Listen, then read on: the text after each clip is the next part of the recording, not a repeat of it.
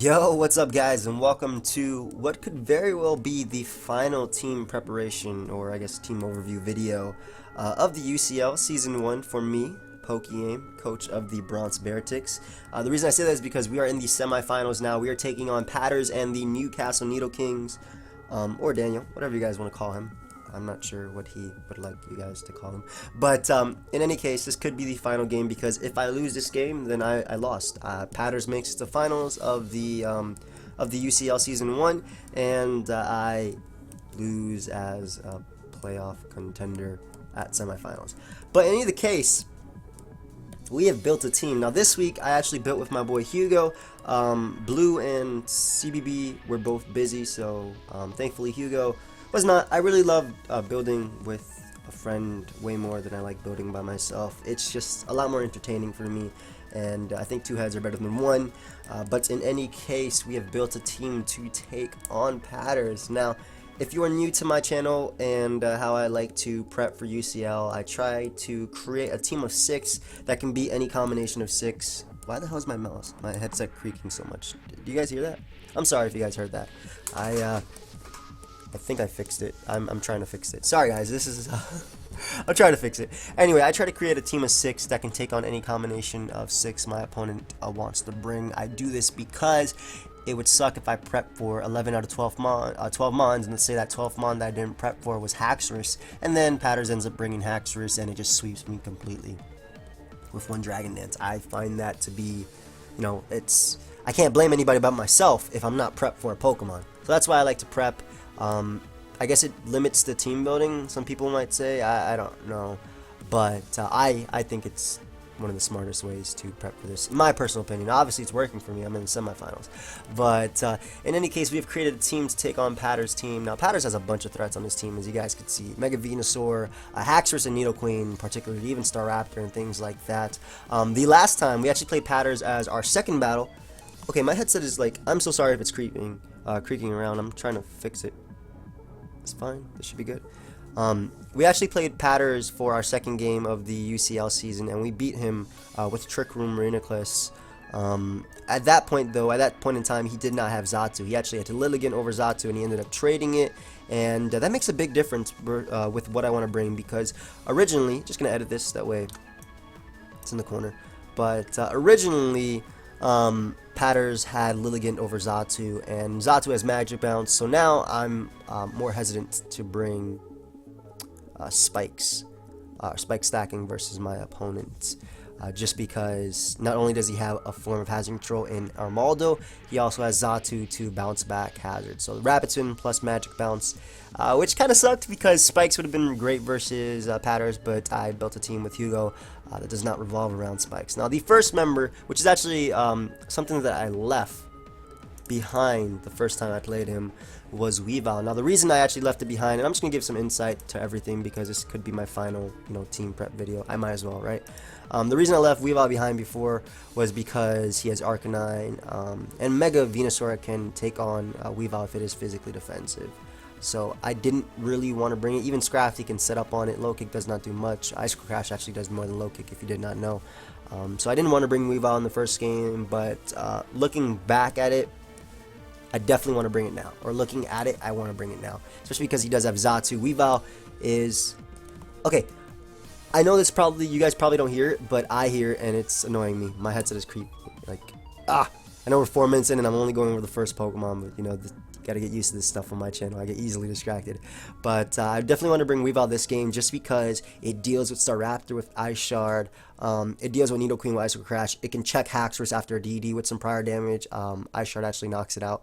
And as well as checking Sigilyph, Xatu, and Mismagius. So a bunch of Pokemon on his team. It even does a hefty amount, one might say a hell of a lot, to Slowbro, especially because he can't bring Mega Slowbro. He's locked into Mega Venusaur with the knockoff. And Patterrz actually has been known to bring regular Venusaur to abuse the sun and then Mega Evolve into Mega Venusaur. So obviously I have the Ice to hit that thing for super effective damage prior to Mega Evolution. And then after Mega Evolves, Ice is still neutral versus him. So that's completely fine. This is a powerful attacker. Now, I decided to bring an Adamant Weevil.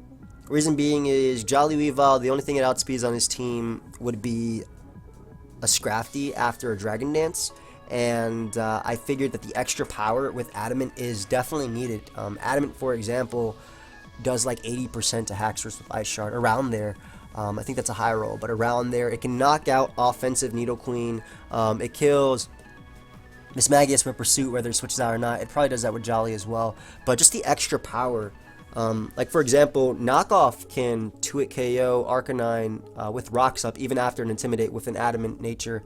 And that's just, I wanted to maximize the power I could have. I decided to bring Pursuit, Icicle Crash, Knockoff, and Ice Shard. Pursuit, like I said, checks Mismagius, gets rid of it. Also Sigalith and Xatu. Also Knockoff just hits those extremely hard. And Icicle Crash can, of course, check his Nidoqueen. And I say check because I can't counter those, because I can't necessarily switch in on those. One could have Dazzling Gleam, Will-O-Wisp, things like that. Psycho Shift with Flame Orb. So that's why I say check over counter. But Weevil is just a great mon because it checks his Haxorus, something that definitely scares me, especially because I don't have a Fairy type on my team at all. And I just want to be able to do as much damage as possible with the Ice Shard as well as Ice Crash.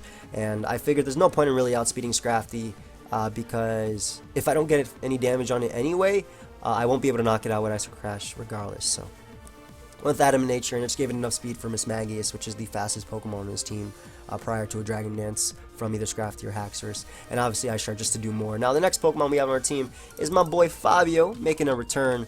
Mega Ampharos, the original Fabio, physically defensive, Volt Switch, Dragon Pulse, Rest, and Sleep Talk. I'm bringing this because it is not 2-hit KO'd by Adamant Choice Bandit's Arcanine's Close Combat, and it checks Scarf Star Raptor. Scarf Star Raptor's Double Edge does, I believe, 49% minimum.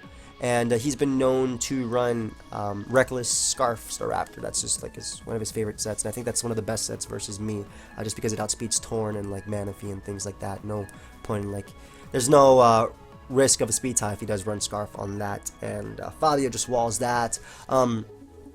It also can deal with his Magneton. Magneton is a threat to me. Analytic Magneton is something he's been running. Electric plus Steel is just good coverage versus me, and he actually is known to run HP Grass, especially when he faced me. He ran that, and he has no reason not to run that. So Fabio completely walls any variant of Magneton, and it can Volt Switch around on the Slowbro. This also gives me a Sleep Absorber just in case he does run Sleep Powder on his Mega Venusaur, and I can also just Volt Switch around versus the majority of his team. If he does not even bring a Ground type, I'm just going to be clicking Volt Switch with this thing repeatedly. And of course, Dragon Pulse just allows me to hit Nidoqueen, and Haxorus cannot set up on me. Dragon Pulse actually OHKOs Haxorus without any special attack investment whatsoever. But this just checks a lot of his team, gives me a Status Absorber, as well as being able to just Volt Switch around versus his entire team. Now the next Pokemon we have on our team is my Big Bird, my Tornadus Therian form. We're bringing Assault Vest Torn-T back. Honestly, Assault Vest is just the best item to run on this thing. It allows me to take on Mega Venusaur, any hit from it, as well as Slowbro. Oh, also the good thing about Fabio is that it can absorb T-Wave from Slowbro. One thing that I struggled with in the first game versus him was that he had a T-Waving Slowbro, Thunder Wave, if you guys don't know what T-Wave means. And that thing just slowed down my Tornadus, and I actually got paralyzed to death, full para to death, or near death. And bringing Fabio just gives me that Pokemon to absorb that. I don't care about that at all. Now we have Knockoff, Hurricane, U-Turn, and Air Slash. I believe this is the same moveset that I ran in the original battle, and I'm sticking with it. We have enough speed for Scrafty at +1, so even after Dragon Dance, we outspeed Scrafty. And the reason I'm running Hurricane and Air Slash is if Scrafty wants to Dragon Dance on any of my Pokemon, it has to take damage. So Air Slash actually will KO it after any one of my Pokemon's moves on him, bar like Reuniclus or something like that. And we're just running max HP and that defense. That defense allows us to take even a +2 knockoff, I believe, if I am not mistaken. So even if Scrafty, like, he Dragon Dances up and I am forced to go for Hurricane, or I miss Air Slash, if we're at full HP, a +2 knockoff will not be able to knock us out. I am, if I'm not mistaken, I'm pretty sure that's why it had that. Let me calculate this right now for you guys, so I'm not talking. So we have custom set right here. Scrafty, Dragon Dance. He has to run Jolly if he wants to outspeed me at +2. As you can see, +2 knockoff. Yep, +2 knockoff does not knock me out. Assuming I'm at full HP, and you can see Ice Punch does not knock me out either. So that's why we have the 52 defense investment. If we take it out, there's a little chance, as you can see right here, 102.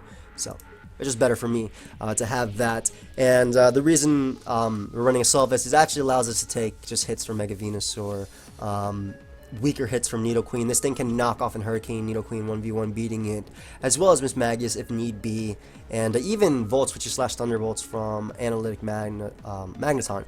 With the Assault Vest, we will be taking that on. Now, next member of my team we have is my Rhydon, and I love how it says Pokeaim as a suggestion.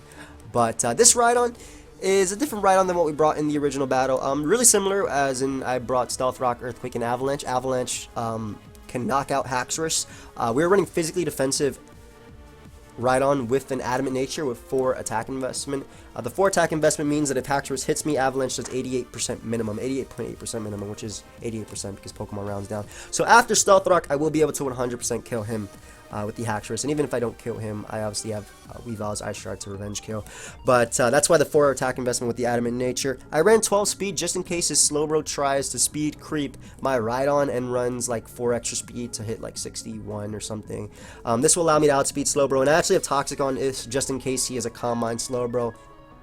Because if he is Calm Mind Slowbro, it could be a little bit of an issue. But if I do Toxic it, my Manaphy, my Reuniclus, even my Fabio, my Hard Body, my Reuniclus, can all beat them 1v1. And yeah, this is basically to stop Volt Switches. This Wall's Arcanine as well as Staraptor. There was no point in me running Stone Edge. Granted, there could be an issue of getting up rocks if he does bring Xatu, because my best attack to hit Xatu is Avalanche, which doesn't do too much unless Xatu attacks me, and it could have Grass Knot and knock me out. But with Pursuit Weavile, with Fabio, I'm not too worried about Xatu anyway. So that's why we have this Rhydon right here. Aiming for the horn. That's why Rhydon lost. Hopefully we don't lose because of that.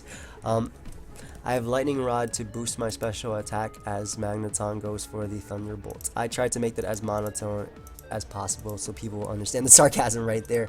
But yep, and the rest was just put into, we had extra EVs, so we just put it into Spadef, but just max HP maximizing.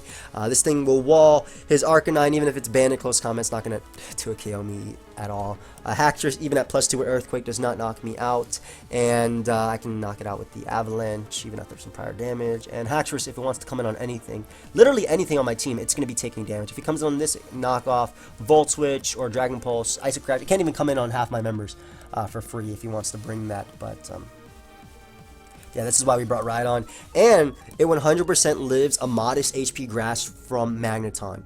And a analytic flash cannon, not an analytic flash cannon, like if it's analytic boosted I would not live it, but I will be able to live an HP Grass. It does 98% minimum to my Rhydon, and I also live flash cannon from modest Magneton, and he's been running a Violite Magneton, so this thing can take any hit from that thing. If need be, I can get up rocks, and also be the spinner 1v1 in Armaldo. Now, next up, we have the captain of the Bronx Beartics. We have Manaphy, and the Manaphy set is, I think, really similar to what I was running in the original game, except I have Dazzling Gleam on it, and I think I had Energy Ball on the original.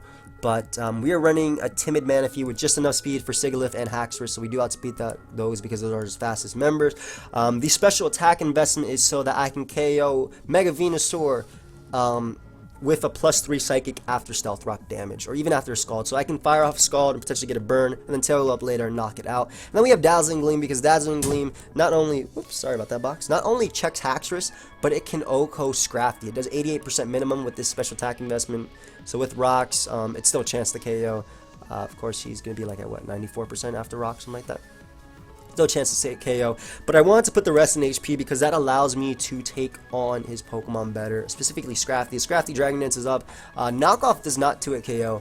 Of course, if he has knockoff plus high jump kick, he will be able to 2-hit KO me. However, this just gives me that bulk to tail glow up against his weaker Pokemon, you could say, like Armaldo, or I can even tail glow up on an Arcanine locked into extreme speed because it won't be able to 2-hit KO me after leftovers. Even on Nidoqueen if need be, that's why I wanted that extra bulk.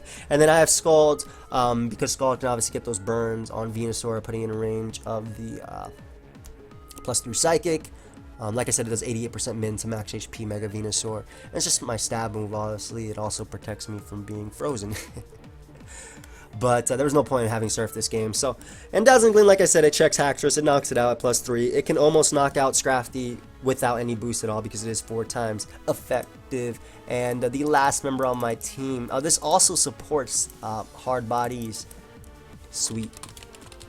Now, the last Pokemon is my Trick Room Uniclus. This is the same Trick Room Uniclus. No, not the same set, but this is the Pokemon that won me the original game versus Patterrz. I Trick Roomed up on the last couple turns, and I ended up beating his Venusaur, Slowbro, and his Staraptor with this Pokemon. So, if it works once, you know, if it's not broke, don't fix it. Plus, Trick Room Uniclus is just good in general versus his team. Now, we are running a different set than we ran originally. We are running a specially defensive Trick Room Uniclus. The 252 HP investment as well as 188 speed def, Calm Nature, means that Modest Nidoqueen does not 2-hit KO me with Sludge Wave, ever. Of course, unless it crits me. But, you know, I am giving myself a 94... or 93, I guess, 0.75% chance because the crit's 6.25. Then again, it does round down to 6%, so it does give me a 94% chance to beat Nidoqueen 1v1. Just gives me a nice switch into Nidoqueen if things get rough.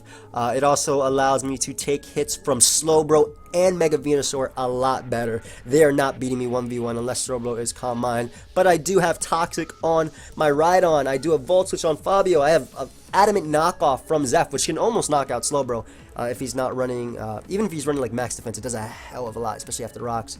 But this is a Trick Room Uniclus. We have 64 special attack investment because it allows me to 100% KO Staraptor after rocks. It also lets Shadow Ball do a lot more to his Slowbro. And then I believe we have Recover. Well, I know I have Recover. There's no point in risking Focus Blast. Like, I'm not going to put myself in a situation, especially when I'm in the semifinals, at least for this game, that I have to hit a Focus Blast in order to win. And the only Pokemon that Focus Blast hits on my opponent's team is Scrafty, harder than what Shadow Ball would hit. And of course, obviously Magneton, but Shadow Ball can deal with that, plus Psychics, even if it's a Violite. This is a Life Orb Uniclus. This is hard as hell. Look how its special attack is still stronger than its special defense, even without much investment and almost full investment here. But this Trick Room Uniclus gives me another status absorber alongside Fabio. It can easily switch into Mega Venusaur and beat it 1v1 with Trick Room, Recover, Psychic, just beating it easily. And the game plan is go for the Trick Room Uniclus sweep if he brings Scrafty after I kill Scrafty, because this thing can take hits from his entire team. It's not OHKO'd by any member on his team. And obviously, though, I do have to worry about Scrafty, which is why I want to get rid of that thing in order to deal with him. But that's a team that we are bringing for the semifinals of the UCL. I think it's pretty solid. Not too much that I have the most trouble with, I suppose. Even if he brings the Sigilyph that's like Cosmic Power, knockoff Volt Switches, beat it 1v1. I can stall it out, I guess. I didn't have Roar on my Rhydon, which is something that maybe I could fear. Could, you know, come back and bite me. But I do think Toxic is definitely worth it, especially because if he has Calm Mind Slowbro, I can wear it down. And then Fabio plus Tornadus. Tornadus can actually beat Slowbro 1v1, even if it Calm Minds up, because I can just knock it off, and then you turn around into Fabio, pivoting on his attacks. I can even pivot out into Weevil on a Psyshock, and then knock it out with a knockoff after that. So I think we're pretty solid versus his team this time around, and hopefully the Bronx Beartics can get the win and make it to the playoffs. So thank you everybody for supporting us, or make it to the finals. I said playoffs, we're already in playoffs, but thank you everybody for supporting us. Feel free, of course, to subscribe and to show your support. Leave a like. If I've offended you in any way, the best way to show that you have been offended is also to leave a like, tweet it out, share the video. It just shows me how offended you've been, and I know which video you've been offended on. So thank you for that. I mean, no, thank you for that. Oh god, no, I did bad. But in any case, guys, I hope y'all enjoy it. So later, guys.